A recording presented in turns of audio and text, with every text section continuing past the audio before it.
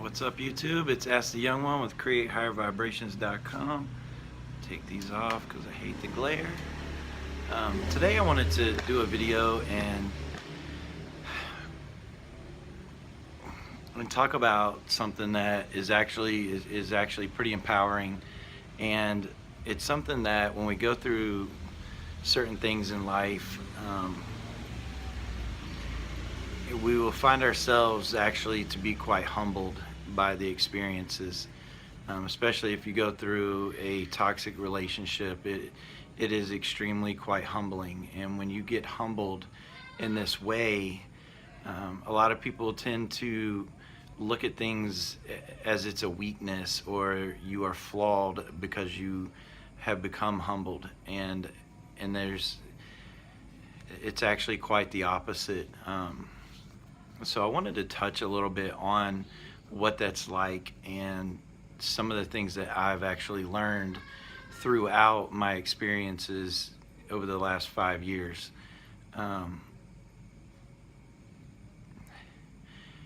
one of the main thing that I've actually learned when dealing with this is to actually own my own humility, to actually own my own flaws, to be able to see my limitations, to recognize my gifts and my weaknesses, and to own those things within myself, to literally go in and bring full self-acceptance within myself. Because when you embrace the human experience that you're here living through, and the experiences that you go through, you will get kind of opened up to your flaws, and you will experience failures. And there's a big difference between when you experience these things and you're in a egoic mind compared to, let's say, or when you're in the ego mind compared to being in a humbled mind. When you're in an egoic mind, you will tend to fall back on to not recognizing the actual experience for what it is, and what we can learn from it, and we will tend to allow it to attack our self-esteem and drive it into the ground, along with driving our self-worth back into the ground, because we're in the ego, which is attaching our experiences to create these things, to make us feel confident because of whatever the situation is, or to feel value based off of our attachment to that external situation. So when we can go into and owning our own humility, we're actually humbled by these things, and we don't allow them to create the negative impacts that toxic relationships can bring, that losing your career can bring, that losing everything that you have can bring. Instead, we embrace the limitations within us at the moment, and within that we can cultivate mindfulness and gratitude, which will then cultivate absolute self-compassion for ourselves, and embrace our full selves, embrace the fact that we weren't prepared for certain situations in life, but now we are able to take it to another level and not have a clinging attachment to those situations or those experiences, and rather allowing ourselves to know, hey, I'm flawed in certain areas, and that's okay. I can learn from these experiences and move forward, and allow ourselves to continue to grow. That's what owning our own humility will do. It will allow us to move forward with a little bit more positive influence. The other parts about owning our own humility is we're not allowing things to sit in our closet that can later be judged by another person, because in this world, unfortunately, there's so many people that live through egoic minds, and they will attack another person to humiliate them, or to try to bring their flaws out. Well, that's the thing. When you live in your own humility, you are in full self-acceptance of yourself. You are aware of your flaws. You are aware of your imperfections. You are aware that to be human, you are not going to be perfect. To be human is to be imperfect. And these are the things that when you can create that and own that, no one else can actually go in and make you feel like you're being attacked or judged or allowing another person's burdens to become a part of you that will affect your self-esteem or affect your value or your worth. When you own your own humility in this life, in this experience, in this human experience, it really connects you to your deeper truth, authentic self. It allows you to actually be quite humbled, and it's an amazing experience. And it not only transforms with you, but it transforms the people around you. It allows others to relax and to be themselves. You know, a lot of people in leadership positions find it extremely important to own their humility and function from a place of humility rather than function from a place of control or power or the big me, little you type of things. And when we deal with toxic people, that's kind of what we're dealing with.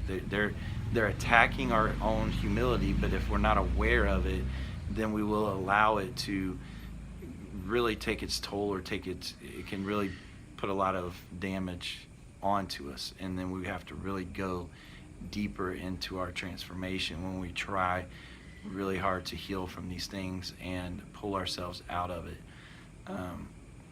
It also goes in to talk about vulnerabilities.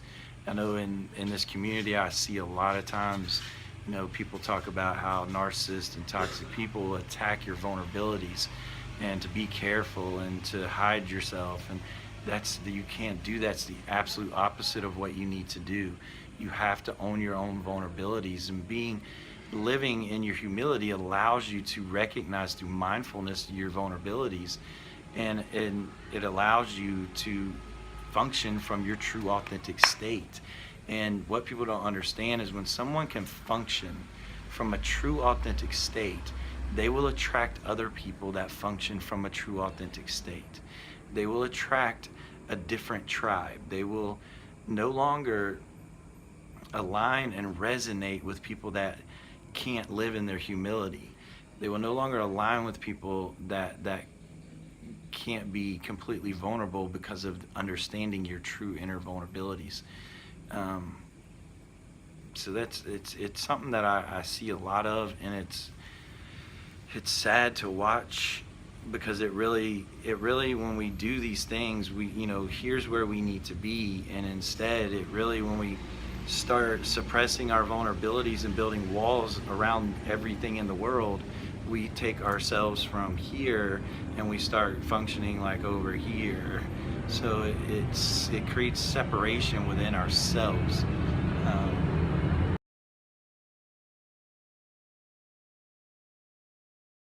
So I wanted to make this point on the video reference owning our own humility and recognizing our vulnerabilities, and again coming out of certain relationships and certain experiences, allowing ourselves to fail and without judging ourselves based on the failure, and using it to really as a position of transformation, to allow ourselves to see the areas that we can actually transform. And once we own our own humility and we allow our vulnerabilities to freely flow into this world as our authentic selves, then we will then begin to understand that we are not weak within these things, because we are completely aware of our own flaws, our own parts about us that we have, for the most part, probably been raised to suppress and to not show the world. And then the world attacks us for these flaws, and then we judge ourselves, and then we place our self-value We place our self-esteem, we place everything based on the world's opinion of our flaws. And by owning our flaws, we take that power away from everyone around us, and we begin to be in a very humble place, and we begin to allow ourselves to not function from a complete self-importance of I, me, self. Instead we see ourselves as whole, as oneness. We are no different than anyone else. When you can actually walk in your own humility, you actually realize how much you still have to learn about everything in this world, about yourself. And that's what it truly is about. And when you can get to that place, not only can you learn and can you grow, but you can use this gift to help others around you grow. And so I think it's a very important topic, and I wanted to talk about that. Now, this is some real basic stuff when it comes to the actual topic. It's just some things to kind of plant seeds, and it's a very fascinating thing to literally live in that humbleness and to be able to recognize it in other people, and the freedom and the liberty that it can bring you because you own everything about yourself. And no matter what, your flaws are beautiful, and it allows you to see them, to change whatever you want to change. If you fail, there's a lesson in the failure, and you'll keep going rather than allowing the failure to determine who you are. And that's the beautiful thing about living in humility. It's allowing yourself to just literally be free and liberated from any of this outside influence. And it allows you to live your life where the only judgment that matters is within yourself, and you actually learn to not judge yourself. You actually see the parts that need to transform, and then you take the steps. And when you actually transform some of those parts and you let them go, it just frees you more, and it's more liberating, and you start seeing the reason and purpose of this life. And it's actually an extremely beautiful thing. So I wanted to make a video about that. I don't do scripts, so I hope I'm sure I'll think of something that I really wanted to put out in this message and I didn't. So hopefully you forgive me for that. But I hope that this plants the seed for some people to actually see the bigger, ultimate picture of life, of how to actually empower yourselves and to learn, from the things without placing judgment on yourself, or without allowing other people to determine your worth or your value based off of their judgments, because their judgments are literally showing you how they function within themselves. And anytime we're dealing with egoic minds, we're going to run into these things. But I can promise you, if you humble yourself, you will be able to spot with clarity when people are not functioning from an authentic place. And it's truly empowering, it's liberating, and it's freeing. And I really wanted to share this message with everybody. So with that, I will go, and I want to thank everybody for the new comments, the new subscribers. There's a lot of new subscribers in last week. So I wanted to put my appreciation and gratitude out to everyone that is now within the tribe. Hopefully we can grow together. Also, if anybody wants to do one-on-one coaching, please email me or go to my website and send me an email. There's a contact page. Also, I wanted to let everybody know too, I will be doing another interview with HD Tutor coming up in the next few weeks. We're kind of hashing out some of the topics because HG's got some new perceptions and different things that I think can be valuable for people who are still really in the middle of these cluster B situations.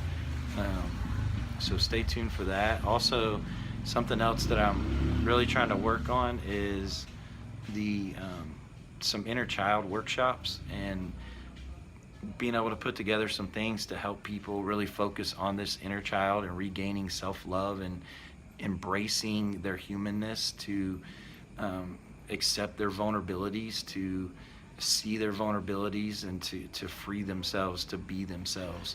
So stay tuned for some of that. I'll kind of let you know, but if that's something, again, you want to work on one-on-one, you can contact me now and we can start with that. But the things I'm working on are more of a group situation. So